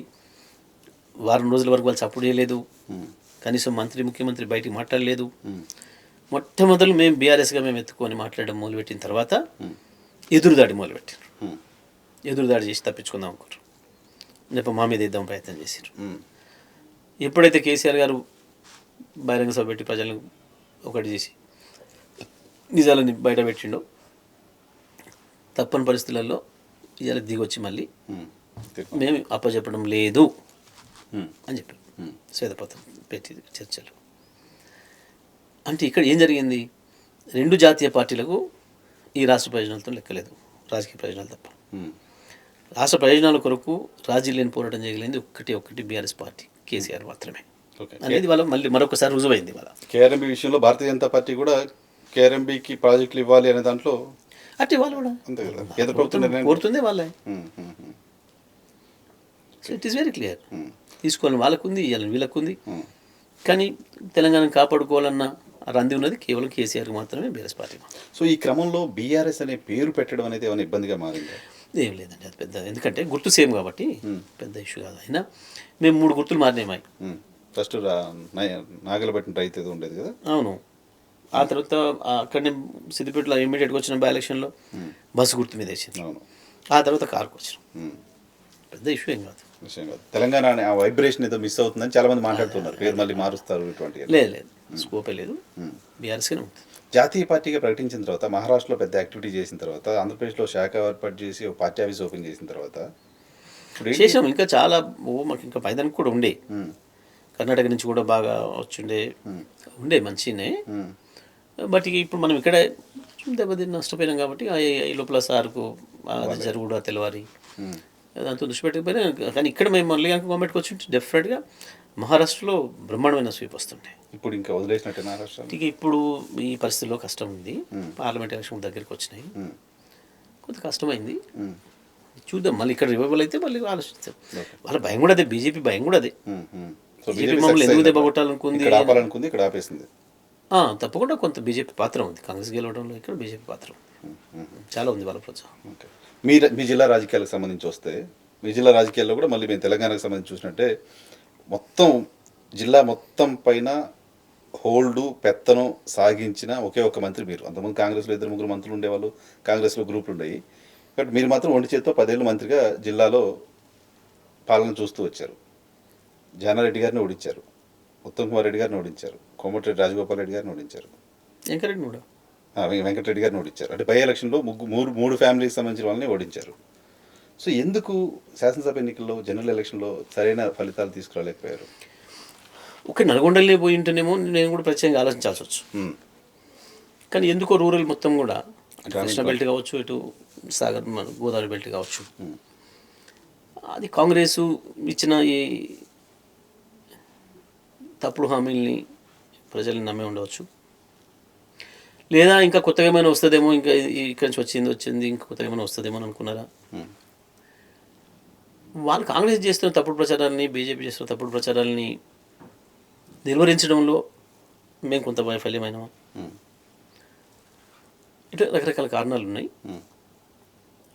సో దాంతో వచ్చింది ఫలితం అనుకుంటున్నాను. ఎందుకంటే ఉమ్, అభ్యర్థుల మీద కూడా అనుకోవడానికి లేదు, ఈ అభ్యర్థి వల్ల పోయింది అని అనుకోవడానికి. ఎందుకంటే మంచి వాళ్ళు అనుకున్న వాళ్ళు పోయినారు. ఉమ్. నిత్యం ప్రజల్లో ఉండి పనిచేస్తున్నారు. ప్రజల కొరకు పనిచేస్తున్న మంచి పేరు అనుకున్న వాళ్ళు కూడా పోయినారు. ఉమ్, సో ఎక్కడెక్కడన్నా చిన్న చిన్న లోకల్గా వాళ్ళ మీద ఏదైనా ఆరోపణలు ఉంటే వాళ్ళు పోయినారు. వాళ్ళతో పాటు మంచి పేరు బాగా అనుకున్న పనిచేసిన వాళ్ళు, వాళ్ళు, మంచి పేరు ఉన్న వాళ్ళు. సీనియర్లు అనుకున్న వాళ్ళు ఉమ్. కూడా పోయినారు. ఈవెన్ కేసీఆర్ గారు మంత్రులు ఈవెన్ కేసీఆర్ గారు మంత్రులు కూడా. సో అటువంటప్పుడు ఈ పలానా ఒకటే కారణం అని చెప్పడానికి లేదు, కానీ మొత్తానికి ఈసారి ఎలక్షన్ ఎజెండాను నిర్ణయించడంలో మేము విఫలమైనాం. ఎజెండా ఎజెండా చెప్తున్నాను. నిర్ణయించడంలో మేము, ఎందుకంటే ఉమ్, వాళ్ళంతా ఒక్క గొంతై మాట్లాడినారు. Hmm. బీజేపీ, కాంగ్రెస్ ఉమ్, ఒకటే స్టేట్మెంట్లు, ఇద్దరు ఈయన ఒకరోజు అనే ఒకరోజు. ఉమ్, అట్లా కొంత ప్రజల్ని పగదర పట్టించగలిగారు, అందులో డౌట్ లేదు. ఉమ్, మేము దాన్ని తిప్పికొట్టడంలో మేము విఫలమైనాం. ఉమ్. దాని ఫలితమే ఓకే. అది అది నల్గొండ అయినా, అది వరంగల్ అయినా, మహబూబ్నగర్ అయినా, ఖమ్మం అయినా, ఏదైనా. ఆ 4 జిల్లాలు మీరు చెప్పిన అటు ఈవెన్ కరీంనగర్ కూడా అనుకున్నట్టు రాలే, ఆదిలాబాద్ కూడా రాలే, అవును, వరంగల్. హైదరాబాదు, రంగారెడ్డి, ఇవే బాగా మెదక్. సో మీరు చెప్పిన ఆ 4 జిల్లాల్లో, పర్టికులర్గా దక్షిణ తెలంగాణలో కాంగ్రెస్ పార్టీ ఒక సునామీ తరహాలో భారీ మెజారిటీలకు 60,000, 70,000, 80,000 మెజారిటీతో గెలిచారు. మీ చుట్టుపక్కల మొత్తం కాంగ్రెస్ ప్రభంజనం, మీరు ఒక్కళ్ళు అక్కడ నిలబడ్డారు. ఎలా మీరు నిలబడగలిగారు? అంటే లోకల్గా కొంత బాగా నాకు ప్రత్యక్షంగా కార్యకర్తలకు ఉండే సంబంధాలు కావచ్చు, ప్రజలకి నాయకుడిగా నా మీద ఉన్న విశ్వాసం కావచ్చు, మా కార్యకర్తలు బాగా అంత. దీంట్లో ప్రధానంగా చెప్పాలంటే కొంచెం మా కార్యకర్తలు కూడా నారాజు ఉండే. కరెక్ట్. మా కార్యకర్తలకు కూడా ఒకరికొకరి మధ్యన అవగాహన లోపం ఉండే, అనుమానాలు ఉండే. అరే ఏంది ప్రభుత్వం వచ్చి 10 ఏళ్ళు అవుతుంది, మాకేం రాలేదు, మేమేం చేయలేదు. ఎందుకంటే గతంలో తెలుగుదేశం, కాంగ్రెస్లలో పనిచేసిన వాళ్ళు చాలామంది వచ్చినారు. వాళ్ళ ప్రభుత్వాలు ఉన్నప్పుడు వాళ్ళ హవా నడిచేది కార్యకర్తలు. ఇది ప్రతి సంక్షేమ పథకం కార్యకర్తల ద్వారా పోయేది. కింద గ్రామస్థాయి సర్పంచ్, ఎంపీటీసీ కూర్చొని రాసేసి ఇచ్చే పరిస్థితి ఉండేది. అట్లా కాకుండా మేము డైరెక్ట్గానే ప్రజలకి పంపి డిటిహెచ్ అన్నట్టుగా మేము డైరెక్ట్ టు హోమ్ అని పెట్టడం. వాళ్ళతోని ఏమైంది, అధికారులు అప్పుడు ఏమైతే అధికారుల పాత్ర ఎక్కువ ఉంటుంది డైరెక్ట్ హోమ్ వచ్చినప్పుడు. ఏది అప్లై చేసుకోవాలంటే ఆన్లైను, ఊరి సర్పంచ్తో సంబంధం లేదు, సంబంధం లేదు, ఎంపీటీ సంబంధం లేదు, వాళ్ళ సంతకాలతో పని లేదు. ఇట్లా మొత్తం కూడా పోయినాయి. ప్రజలకు చేరినాయి, బాగా ప్రజలకు లాభం జరిగింది. అక్కడ మా వాళ్ళకు కొంచెం అసంతృప్తి, అసహనం ఉండే. ఎన్నికలు వచ్చేసరికి ఏమవుతుంది, ఎన్నికలు కూడా రాగానే అధికారులు అటు, మనం ఇటు. అంతే కదా. వీళ్ళు ఓట్లాడడానికి పోతే నువ్వు ఇచ్చినవా, గవర్నమెంట్ ఇచ్చింది అనే మాట. మీ సిస్టమ్ కూడా గవర్నమెంట్ అలాగే రన్ చేశారు కాబట్టి అవును వీళ్ళు ఇచ్చినాయి కాదు, అది వాస్తవం. గవర్నమెంట్ నుంచి వచ్చినాయి అనే పరిస్థితి. అంతకుముందు ఈయన సంతకం, సర్పంచ్ సంతకం, ఎంపీటీ సంతకం, లోకల్ లీడర్ అక్కడ ఉందనుకుంటేనే వాళ్ళ ఇంటికి పోతురు, 4 సార్లు తిరుగుతురు, ఆ అనుబంధం వస్తుండే, అది వేరుంటుండే. ఇక్కడ అది మిస్ అయినాం. అవి వాళ్ళకి ఏంది, కింద సర్పంచులు, మా ఎంపీటీసీలు, ఇతర లోకల్ లీడర్లకు పైల మీద కోపం, మండల నాయకుల మీద కోపం, మండల నాయకులకి ఎమ్మెల్యేల మీద కోపం. ఇట్లా కొంత అసహనం జరిగింది. వచ్చి యుద్ధం చేయాల్సిన మా సైనికులే సైలెంట్గా ఉన్నారు, బాణాల కింద స్తబ్దుగా ఉండిపోయారు, ఆయుధాల కింద పెట్టారు కొంత. ఇది కూడా జరిగింది. ఇది కూడా ఒక కారణం, అన్నీ కాదు. సో ఇక ఇటువంటి పరిస్థితులలో అవతల వాళ్ళు ప్రతిపక్షం చేసే ప్రచారానికి తిప్పికొట్టడానికి మామూలు బలహీనలేరు. ఇది ఇక్కడ అంతటి కూడా జరిగింది. కొంచెం నా దగ్గర ఏంటంటే, కొంచెం నేను మొదటి నుంచి ఆడకపోతే మాకు ఫ్రాక్షన్ టైప్ ఉండడము, అటు నా అపోనెంట్ కొంచెం దుర్మార్గంగా ఉండడం వాళ్ళు, దాంతో మా వాళ్ళు యాక్టివ్గా ఉండి రోజు బాగా నిత్యం ప్రజలు ఉండటం, వీళ్ళు ఓన్ చేసుకోవడం పథకాలన్నింటినీ కూడా, అట్లా కొంత పని జరిగింది. సో దాంతో మాకేంటంటే అన్నిటికి మించి మిగతా అంతటా ఒక తీరు ఉంటే మాకు ఒక తీరు ఉంటుంది. సూర్యాపేటలో ప్రశాంతంగా ఉండనిస్తే చాలు మమ్మల్ని. అట్లా వ్యాపారస్తులు ఎక్కువ, మమ్మల్ని ప్రశాంతంగా ఉండనిస్తే చాలు, మాకు ఏమి ఎక్కువ లేదు, కానీ మాకు గుంజుకోకుంటే చాలు, ప్రశాంతంగా ఉండనిస్తే చాలు అనే ఒక వాతావరణం సూర్యాపేటలో ఉంటుంది. పైగా పీస్ ఎక్స్పీరియన్స్ చేస్తున్నారు చాలా బాగా. గతంలో ఎంత దుర్మార్గాలు ఉండే, ఏముండే చూసినారు. 10 ఏళ్ళు ఎంత హ్యాపీగా నిద్రపోయినారు మంచిగా. వాళ్ళు అప్పుడు ఇక మిగతా విషయాలన్నీ వాళ్ళ చెవులకు పోలే. ఎవ్వడు ఎక్కడైనా పోనీ పోయి, ఈడ మంత్రి గారు ఉన్నారు మంచి హ్యాపీగా ఉన్నాం, జగదీశ్వరి గారు ఉన్నారు మంచి హ్యాపీగా ఉన్నాం, సుఖంగా మన వ్యాపారం మనం చేసుకొని నిద్రపోతున్నాం అన్న భావన ఎస్టాబ్లిష్ అయింది బాగా. అది కూడా నన్ను సేవ్ చేసింది. ఓకే, గతంలో ఉన్న ఎక్స్పీరియన్స్ అనేది మీకు అక్కడ పనికి వచ్చింది. మా గతంలో కాంగ్రెస్తో ఉన్న ఎక్స్పీరియన్స్. ఎక్స్పీరియన్స్ వాళ్ళకి, ప్రజలకి, వ్యాపారస్తులకి అందరికి కూడా ఇప్పుడు బాగా పనిచేసింది. సో నాకు 2014లో అట్లా వేసినారు, టౌన్ మెజారిటీ ఇచ్చింది. 2018లో అట్లా చేశారు, మళ్ళీ ఇప్పుడు 23లో కూడా అదే పద్ధతిలో మెజారిటీ ఇచ్చింది. సో టౌన్లో ఎక్కువ ఓటింగ్ పర్సెంటేజ్ ఉండడం అనేది కూడా మీకు అడ్వాంటేజ్గా మారింది కాస్త. తప్పకుండా అక్కడే మెజారిటీ వస్తుంది, అది సేవ్ చేస్తుంది. అయితే ఈసారి లక్కీగా రూరల్లో కూడా వచ్చింది. అయితే అంత ఎదురుగాలిని తట్టుకొని కూడా అదే సునామీలాగా చుట్టూ అంతా 50-50 అయినప్పటికీ కూడా మా వాళ్ళు వాటన్నిటిని తట్టుకొని నన్ను నిలబెట్టుకున్నారు అసలు ప్రజలు. సో డెఫినెట్గా ఆ విజయం చిన్న విజయం కాదు మీకు ఇక్కడ ఇప్పుడు టీఆర్ఎస్ నుంచి ఒక 56,000 మెజారిటీతో గెలిచినట్లు లెక్క, అంతే కదా. సో 10 సంవత్సరాల పాటు ఇక టీఆర్ఎస్ పార్టీకి మళ్ళీ అవకాశం లేదు. కేసీఆర్ గొంతు పిసికేస్తామా మేము, 10 ఏళ్ళు నేనే సీఎం అంటూ ఓపెన్గా రేవంత్ రెడ్డి గారు స్టేట్మెంట్ ఇచ్చారు. దాన్ని ప్రజలు ఒప్పుకోరు. ఎందుకంటే మనుషులు అంత విరవిగినట్టు ఉండకూడదు, డిగ్నిటీ పెరగాలి. ఎందుకంటే ఒకసారి ఎప్పుడైతే నువ్వు పవర్లోకి వచ్చినావు నీ యాటిట్యూడ్ మారాలి. వెంటనే నువ్వు అంతకుముందు ప్రతిపక్షంగా ఉన్నప్పుడు నువ్వు ఏం మాట్లాడినా ఏం చేసినా నువ్వు ఎట్లా ఎగిరినా వాళ్ళు పట్టించుకోరు. ప్రజలకు ఏముంటుంది, ఇప్పుడు మేము అక్కడ కూర్చోబెట్టిన ఆయన అనే భావన ఉంటుంది. కాబట్టి నీ హావభావాలని, నీ ప్రతి ఇంచును జాగ్రత్తగా గమనిస్తుంటారు. దించినా ఎక్కించినా ప్రజలు కదా మన. అంతే కదా. నేను అని అంటే మాత్రం ప్రజలు చేస్తారు. ఇప్పుడు అంతెందుకు, వాళ్ళే అంటున్నారు, మా విమర్శకులే అంటున్నారు, ఏదో మీకు అహం పెరిగింది అందుకనే దించారు ప్రజలు అనే మాట. మరి ఇది దేనికి సూచన? పెరిగిందో లేదో కానీ మేమైతే ఆ మాట వినడంలే. మేము ఎప్పుడు కూడా ప్రతిపక్షాల మీద ఎన్నడూ కూడా మేము ఆ రకంగా వ్యవహరించాలి. 14 కానీ 18 కానీ ఎప్పుడు కూడా. పైగా 14లో గవర్నమెంట్ రాగానే సీఎం గారు ఒకటి మాట చెప్పారు, చలో జరిగిపోయింది అయిపోయింది, మన రాష్ట్రం మనకు కావాల్సింది వచ్చింది, మనకి పొరుగు రాష్ట్రాలు ఏవి శత్రువులు కారు, పర్టికులర్ ఆంధ్రప్రదేశ్ ప్రజలు మన శత్రువులు కారు, వాళ్ళనే మీరు జాగ్రత్తగా కడుపులు పెట్టి చూసుకోవాలి. పక్కన కర్ణాటక ఎంతో, మహారాష్ట్ర ఎంతో, ఒరిస్సా ఎంతో, ఆంధ్రప్రదేశ్ కూడా అంతే. మనం వేరు దేశాలు కాదు, శత్రుత్వాలు భయం ఉండేది బట్ అని మా మినిస్టర్స్కి అందరికి ఫస్ట్ క్యాబినెట్లో చెప్పాడు. ఏదైనా ఇష్యూస్ వస్తే సిటీలో పర్టికులర్గా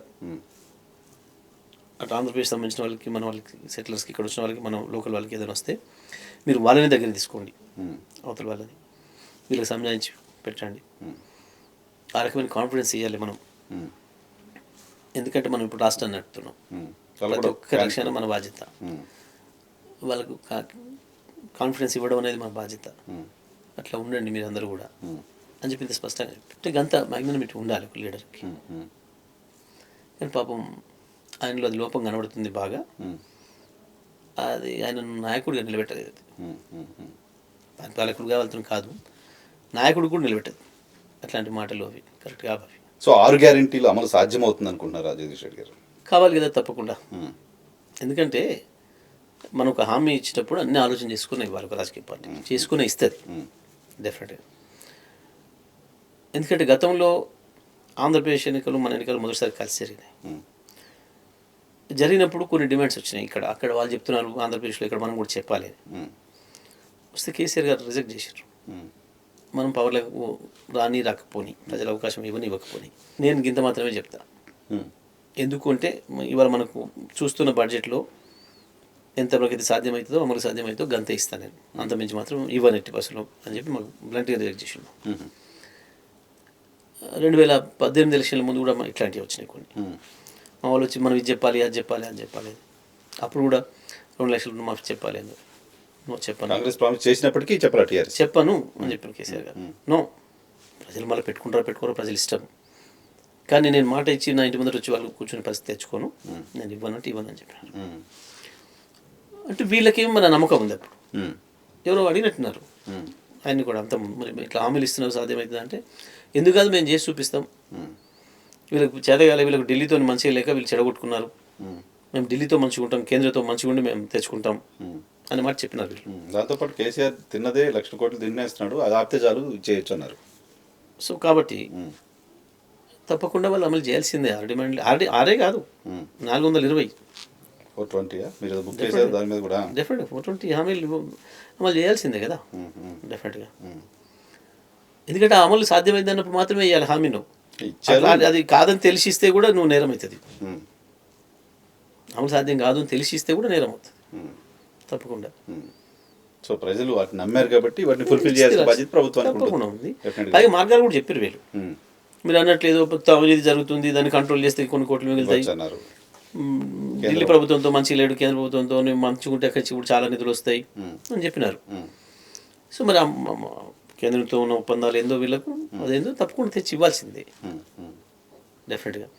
అదే కదా టీఆర్ఎస్ ప్రభుత్వానికి సరి చేయొస్తలేదు, వీళ్ళకు సరిగా లేదు. మేమైతే తప్పకుండా చేస్తాం, బాగా చేస్తాం, దీనికంటే గొప్పగా చేస్తాం అని కదా మీరు ప్రజలు నమ్మించింది. మీ మేనిఫెస్టోని కూడా నమ్మిరు కాబట్టి ప్రజలు మీకు ఓట్లు వేసారు. కానీ నిన్న ఒక స్టేట్మెంట్ రేవంత్ రెడ్డి గారు చూశారు. 6 గ్యారెంటీలు అమలు కావాలంటే ఇప్పుడు 2 అమలు అవుతున్నాయి, 2 చేస్తున్నాము, మిగతాయి కూడా అమలు కావాలంటే పార్లమెంట్ ఎన్నికల్లో మాకు 14 సీట్లు ఇవ్వాలి అని ఒక స్టేట్మెంట్ ఆయన చూశారు. మేనిఫెస్టోలో లేదు కదా, పార్లమెంట్ ఎలక్షన్ మేనిఫెస్టో లేదు కదా. కాంగ్రెస్ పార్టీ ఎన్నికల మేనిఫెస్టోలో అది లేదు కదా. అప్పుడు లేదు. లేదని కొత్తదాన్ని చేస్తే ప్రజలు ఎట్లా ఒప్పుకుంటారు? నీకు కావాలి, నీకు ఇచ్చిండ్రు, నువ్వు చేస్తాననేది రాష్ట్ర ప్రభుత్వం ద్వారా ఇచ్చిండ్రు, నువ్వు దాంట్లో ఇలా రాయలే ఈ రాష్ట్రం నుంచి 14 ఎంపీలు 16 ఎంపీలు ఇస్తేనే ఇవి వస్తాయి అని దాంట్లో నువ్వు పెట్టలే. అప్పుడు పెడితే ప్రజలు ఆలోచించుకునే వాళ్ళు అప్పుడే. కానీ కేంద్రంలో ఇప్పుడు మాట్లాడడానికి ఇప్పుడు మాట్లాడడానికి లేదు.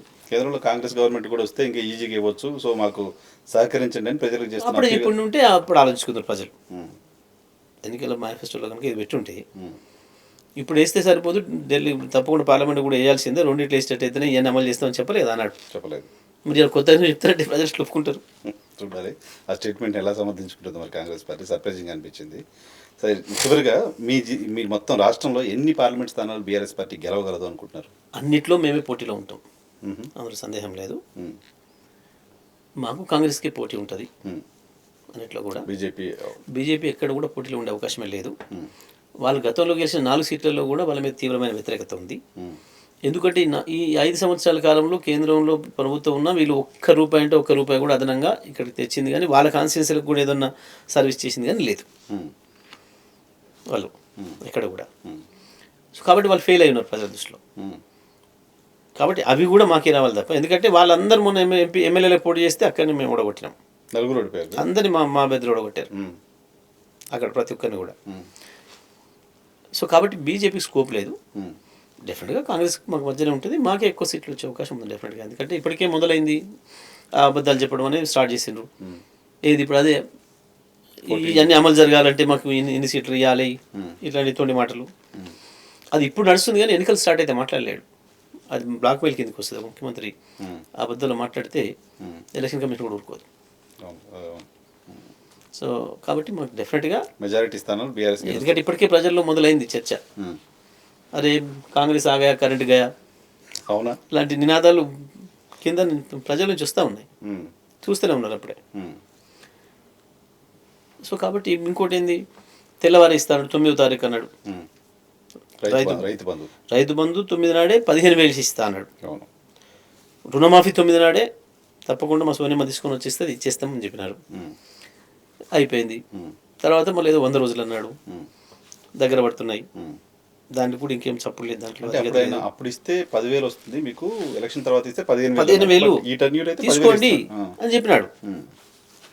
ఇప్పటికి కూడా 10,000 ఇస్తా అన్నాడు, అది కూడా ఇవ్వలేదు. ఇప్పుడు కూడా 2 ఎకరాలకు మించి కూడా ఇవ్వలేదు. 2-2.5 ఎకరాలు కొంతమంది పడ్డది అంటున్నారు, ఒకరికి 2 3 ఎకరాలు పడింది అంటున్నారు. అంతే తప్ప గతంలో కేసీఆర్ గారు ఇచ్చినప్పుడు ఈ రోజు సాయంత్రం వరకు మీకు ఇది పడుతుంది అంటే ఎకరానికి టక్కమని ఎకరం లోపు అందరికీ పడిపోయింది. మళ్ళీ తెల్లవారు మర్నాడు సాయంత్రం ఇవాళ 2 ఎకరాలు పడుతుంది అంటే 2 ఎకరాలు పడిపోయింది మొత్తం కూడా. ఆ పద్ధతిలో చెప్పిన ప్రకారం పోయింది. ఇప్పుడు లేదు, ఇది ఎవరికి ఇస్తున్నారో చెప్తలేరు, ఎట్లా ఇస్తున్నారో చెప్తలేరు. ఒక ఆయన కార్యక్రమం పడుతుంది, ఒక ఆయన 15 గంటలు పడుతుంది. డబ్బులు లేకుండా రైతు బంధుకు సంబంధించి డబ్బులు రిజర్వ్ చేసి పెట్టి ఉండే, వాస్తవానికి ఉన్నాయి కాబట్టి పోయి కంప్లైంట్ చేశారు. ఇవ్వకుండా 3 రోజుల ముందర పోయి ఆ నిధులు ఉండే. అప్పుడే కదా రైతులకు ఆశ పెట్టింది, వద్దంటే రైతులకు కోపం వస్తుందని చెప్పి. ఇప్పుడైతే 10 వారం ఆగుండ్రి, 3వ తారీఖు అయిపోతే 9 నాడు 15,000 తీసుకుందరు అని చెప్పారు. రుణమాఫీ కూడా 5 రోజు తీసుకుందని చెప్పారు. అయిపోయింది, మాట తెలిపోతుంది మొత్తం. 2 లక్షల 200 యూనిట్లకు అందరికి కూడా ఉచిత కరెంట్ అన్నారు. ఇప్పుడు మరి నిర్ణయాలు వస్తున్న వార్తలను బట్టి చూస్తే అది కూడా ఎగ్గొట్టే పరిస్థితిలో ఉన్నది. టైం బాండ్ పెట్టారు, ఆ పర్టికులర్ టైం బాండ్ అది ఏదేదో కిరికిర్లన్నీ ఇప్పుడు పెడుతున్నారు మొత్తం. అవన్నీ చూస్తే ప్రజలు ఇప్పుడు ఫస్ట్ నుంచి అమలు చేస్తామంటున్నారు. మార్చి ఫస్ట్ నుంచి అంటున్నారు. తేలిపోతుంది ప్రజల్లో. వీళ్ళే చెప్పినారు కట్టకండి బిల్లులు అని మొత్తం. ఓపెన్గా స్టేట్మెంట్ ఇచ్చారు మంత్రులు అయిన తర్వాత. ఆయన అయితే మా జిల్లా మంత్రి అయితే రైతు బంధు వస్తలేదని చెప్తూ కొట్టమన్నాడు. అన్నది రైతులు, మనం నువ్వు నేను కాదు కదా. రైతు బంధు వచ్చేది వాళ్ళకి కాబట్టి రైతులు అడుగుతారు ఇంకా వస్తలేదు అని చెబుతూ కొట్టాడు అని మాట్లాడినాడు. అర్థమైపోయింది వీళ్ళ అహంకారం, వీళ్ళు ఏంది, వీళ్ళ మోసకారితనం ప్రజలకు అర్థమవుతుంది. కాబట్టి దాని ప్రభావం కూడా పార్లమెంట్ మీద ఉండబోతుంది. తప్పకుండా ఇక్కడ మళ్ళీ కాంగ్రెస్ కాదనంటే ఇవ్వాల్సింది బీఆర్ఎస్కే తప్ప ఇక్కడ బీజేపీ స్కోప్ లేదు. బీజేపీకి నాయకుడు దిక్కులేడు, దాన్ని నడిపెట్టుడు లేడు. దానికి పైగా గతంలో ఒక నలుగురిని గెలిపిస్తే వాళ్ళ పర్ఫార్మెన్స్ ఏం బాగలేదు. ఇవన్నీ కూడా చూసినారు. కాబట్టి తప్పకుండా మళ్ళీ బీఆర్ఎస్కే అవకాశం ఉంది. పార్లమెంట్లో మెజారిటీ సీట్లు కూడా మాకే వస్తాయి. Right sir. చివరిగా ఎందుకు కేసీఆర్ గారు అసెంబ్లీకి రాలేదు అనేది ఒకటి బాగా రావట్లేదు అని పెద్ద ఇష్యూ కాదు అది. అసెంబ్లీకి రావడం రాకపోవడం అనేది పెద్ద సమస్య కాదు. అది వస్తా టైం అసలు అంత కాలం నొప్పి ఆ విషయం అందరికీ కూడా తెలుసు. అది టైం దాటిపోతుందని చెప్పి ఆ రోజు వచ్చేసేసి ప్రమాణ స్వీకారం చేసిపోయినారు. చూసారు అందరు కూడా. వచ్చి గంటల తరబడి అక్కడ కూర్చోవడం అనేది ఇంకా కష్టమైన విషయం. మేము వెళ్తేనే మాట్లాడడానికి కూర్చొని మాట్లాడడం కష్టం. బెడ్ మీద పడుకొని మాట్లాడుతున్నారు ఇప్పటికి కూడా. ఇప్పుడు కూడా స్టేజ్ ఆ బెడ్ ఉంటుంది కదా, ఆ బెడ్ మీద పడుకొని మేము పోయినప్పుడు కొంచెం పైకి లేపేసేసి మాట్లాడుతున్నారు. అది ఇంకా బాగా నొప్పి వస్తుంది. ఎక్కువసేపు అట్లా కానీ కూర్చుంటే బాగా నొప్పి వస్తుంది. సరే ఎవరైనా విమర్శలు తీసుకుని పెద్ద అక్కర్లేదు. వీళ్ళు నడిపి అసెంబ్లీ భయపడిపోయాడు, బయటకు రావట్లేదు, ఇట్లాంటివి చాలా పుట్టించారు వాళ్ళ మాజీ బాసులు అందరూ. ఇప్పుడు ముఖ్యమంత్రికి మాజీ బాసు, ఇప్పుడు ముఖ్యమంత్రికి మాజీ బాసులు చాలా పుట్టించి చెప్పారు 20 ఏళ్ళు. ఈ పని మళ్ళీ మాటలు కావి చిల్లర గవేం లెక్క. మేము మామూలు ఎదుర్కొనే సత్తానే లేదు. ఇంకా కేసీఆర్ కావాలన్నా ఇప్పుడు వాళ్ళకి ఇంకా అసెంబ్లీలో మీకు సమాధానం చెప్తారు లేదు. మేము ఒకరు మాట్లాడితే మొత్తం టోటల్ క్యాబినెట్ లేచి మాట్లాడుతున్నారు. ముఖ్యమంత్రి నుంచి చివరి మంత్రి వరకు పోటీలు పడి ఒక్కరు మాట్లాడితే అంతమంది మాట్లాడుతారు. ఇక వాళ్ళ కేసీఆర్ కావాలా వీళ్ళకి కేసీఆర్ సమాధానం చెప్పాలి పరిస్థితి గంట సీనాలు లేదు పాపం. ఓకే యా కిషన్ రెడ్డి గారు చెప్తుంది బీఆర్ఎస్కి ఓటేస్తే మురిగిపోయినట్టే. ఏ కారణం చేత ఎందుకోసం బీఆర్ఎస్కి ఓటేయారు అనేది అడుగుతున్నారు.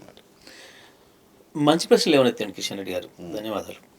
ఎందుకంటే అసలు బీజేపీకి ఓటు ఎందుకు ఇక్కడ అనేది మొదటి ప్రశ్న.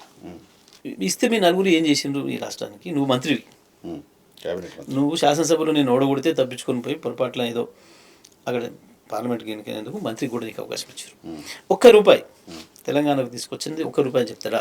కిషన్ రెడ్డి కావచ్చు, ఆ మిగతా ముగ్గురు పార్లమెంట్ సభ్యులు కావచ్చు. అసలు పార్లమెంట్లో ఒక ప్రశ్న వేసిన దిక్కు లేదు. వీళ్ళు తెలంగాణ ప్రయోజనాల కొరకు ఒకరోజు మాట్లాడిన దిక్కు లేదు వీళ్ళు ఎప్పుడు కూడా. తెలంగాణ హక్కుల కొరకు హయ్యెస్ట్ పార్లమెంట్లో లేవనెత్తింది, మాట్లాడింది, కొట్లాడింది మా పార్లమెంట్ సభ్యులు. రాజ్యసభ కావచ్చు, లోక్సభ కావచ్చు. ప్రత్యేకించి మొన్న చూసిర్రు ప్రజలు కేఆర్ఎంబి విషయం రాగానే కొట్లాడితే మళ్ళీ కేసీఆర్ పాపం కాలు నొప్పి ఉన్న ఆరోగ్యం సహకరించకపోయినా లేచి వచ్చి మళ్ళీ ఆయన కొట్లాడిండు తప్ప, ప్రజలకు వచ్చింది తప్ప ఒక్క బీజేపీ నాయకుడు కానీ ఒక్క కాంగ్రెస్ నాయకుడు కానీ ఎవరైనా మాట్లాడినరు తెలంగాణ కొరకు. ఇవాళ మేము కొట్లాడబట్టే కదా, కేసీఆర్ యుద్ధంలో దిగబట్టే కదా ఇవాళ ప్రభుత్వం వెనక్కి తగ్గి అసెంబ్లీలో ప్రాజెక్టులు అప్పగించము అని చెప్పి ప్రకటన చేయాల్సి వచ్చిన పరిస్థితి వచ్చింది. బీఆర్ఎస్ ఒత్తిడితోనే కదా. ఇది ప్రజలకు స్పష్టంగా చూపిస్తూ ఉంది. మళ్ళీ తెలంగాణ ప్రజల ప్రయోజనాలు రక్షించాలి అంటే బీఆర్ఎస్ఏ అవసరం, కేసీఆర్ అవసరం అనే మాట.